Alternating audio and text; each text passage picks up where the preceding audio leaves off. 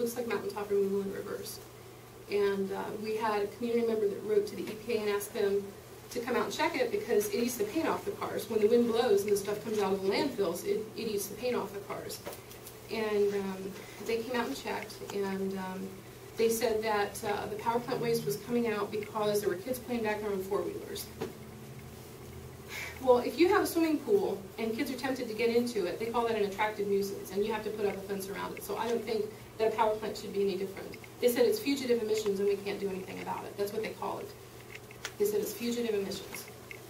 And personally, I think of a fugitive as an escaped convict or whatever. I don't think of it as the emissions that a power plant is putting out and say, well, that's a fugitive. We can't do anything about that.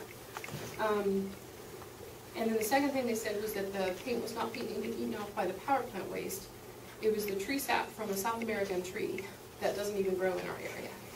That was more probable to them than the power plant waste that you could visibly see blowing out of that coal ash dump was eating the paint off the cars. There was a tree sap. That's a hell of a migration route, don't you think? So again, I don't think it's about trying to clean it up because first off they can't do it. It makes it different, and it seems like it just keeps creating different problems. And they ended up buying out the whole village. They bought the village for $20 million. They told people that because they started to organize when they were getting plumed, and when AEP heard that, they started offering people 3 times the taxable property value of their land to leave, which they didn't buy a single house, but they said, we'll pay you this value of your land because we want to create company housing and we want to expand. And so they tore down like 90% of the homes. And I was there when they were running a wrecking ball for the church. And they never expanded in that direction, but they made people sign off on waivers that said that they would never sue for their health problems. They said, we haven't done anything wrong, we haven't harmed your health, but if you want this piece of money, you're going to need to sign off that you'll never sue us. And so people didn't move very far because they couldn't. By the time you have a power plant moving, it devalues your property. And so even 3 times the taxable property value isn't a hill of beans to pick up and restart your life. So that's just what I've seen, and that's what I've experienced. And what I'm hoping is that you guys will work with us to try and move things in a different direction. Stand up and reclaim your power. Do you want to fund this insanity or not? Do you want to fund something else? Can we move in another direction? Because just because coal is all that we've ever had does not mean that's all we can ever be. We can do much better than that. And it's going to take more than just our community doing it because it's not our community that's using all that power. So we need the help of the communities that are receiving the power, that are using the power. And this, writing in these letters would be a good start. What the industry, we just had a call with the Office of Management and Budget because Lisa Jackson submitted to them what she thought the coal ash regulations looked at. And so where it's stalled at right now is the EPA deciding whether it's financially feasible for them to regulate this stuff. That's actually a consideration. I'm floored by that. It's not based on whether it's hazardous waste or not, it's whether we can afford to do this. And the way I see it, we're going to pay for it either way. We're either going to pay the EPA to regulate it, or we're going to pay with our lives. I had one woman in our community group who shared with me that her husband, when he was in the hospital dying of cancer, Lola's wife was dying of cancer at the same time. They were in the same hospital, in rooms beside each other, and they died an hour apart from each other. And Sue said that if her husband had lived for another month, they would have exceeded their lifetime maximum benefits of $1 million. That's one person. That's one person. And they happen to have health insurance. And so that's why I say there's a big difference between cancer incidence and cancer death rates, because part of it depends on whether you can get that health care. But that's one person of many.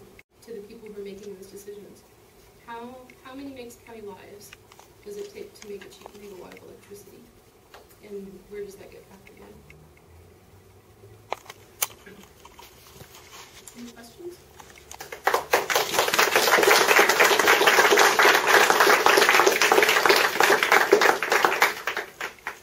Real quickly, I don't have a question. I'm just going to say we have about like 35 or so minutes left until 9 o'clock. We could definitely stay later if you would like to. I think we have the space. But let's open it up for questions for what you want to ask Elisa, if you don't mind. And then maybe in the last 15 minutes or so, I kind of want to bring it back to a more local focus, talking about Miami and how Miami fits in this picture, because we are powered by coal and that's not okay, clearly. So, and that was the impetus for this whole week. So I want to kind of take what we learned from Elisa and then talk about how we can apply that here and what we can do about it. So we can dialogue with Elisa on that too. So.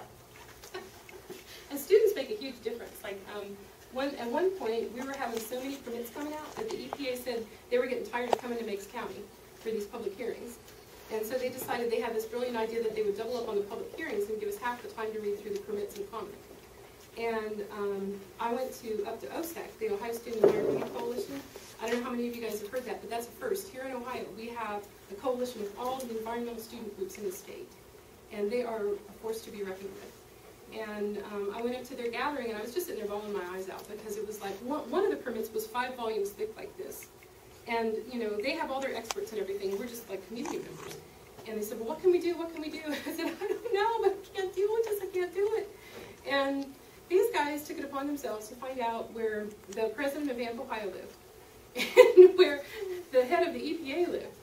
And on a Sunday afternoon, they went with letters, 50 student representatives from 11 different colleges, and very respectfully knocked on his door and said, this is really disempowering to the residents in Ohio. We don't want you to treat citizens like this. Can you at least separate these out? Because even 30 days isn't enough to do it. And I think it was a real wake-up call for them to see 50 representatives of the future standing at their door and saying, you know, change your actions. This is wrong. And they actually did it. They separated it out. And so I just want to share that with you in case you think there isn't anything that you can do. There are so many things that you can do.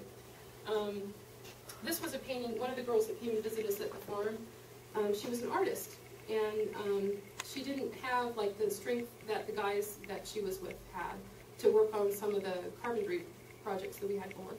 And I said, well, I would like you to paint me a picture of the future, because I'm a strong believer that if you can see it, and you can hold on to that vision, you can have it, you can make it. And I couldn't, she was hiding it from me, like I couldn't see it until she was done, but she brought it out, and it was a picture of my hands. And she had taken the power plant stacks and made a windmill. And so we're going to hold that vision. There's so many, art and activism, political work, there's so many ways that you can get involved. So anyway, I'll shut up unless you have questions. Yeah, I was wondering if you have any specific advocates at the EPA that are part of the organization that really support what you do.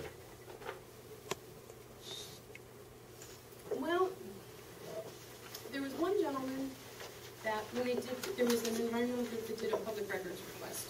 Like you can ask for all the documents on something, and if you specify you want all correspondence, that includes email, and you can specify that, I want all email too. And he had written a letter to his superior that said he was supposed to say whether there was any justification, you know, in terms of environmental justice for building this facility in our community. And he said, I can't do this. He said, there's no reason for this to happen. And I felt bad for him, because then at that hearing, one of them pulled out that email and read it. And, you know, said, can you elaborate on this or whatever? And so sometimes maybe we don't know who our allies are, but as far as is there anybody specific that I can go to,